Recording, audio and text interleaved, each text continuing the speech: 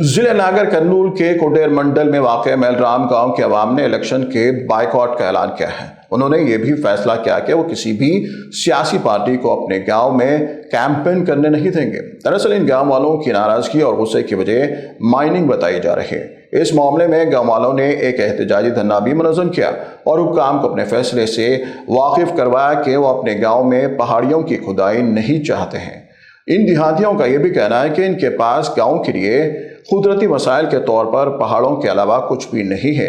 वो बारिश के मौसम में इन पहाड़ियों पर अपने मवेशियों को चराते हैं। इन देहातियों का यह भी कहना है कि उनके पास गांव के लिए कुदरती वसाइल के तौर पर पहाड़ों के अलावा कुछ भी नहीं है। वो बारिश के मौसम में इन्हीं पहाड़ों पर अपने मवेशियों को चराते हैं। इनका कहना है कि 2004 से ही महकमे कानकनी की जानिब से पहाड़ों की खुदाई की मुसलसिल कोशिश की जा रही थी।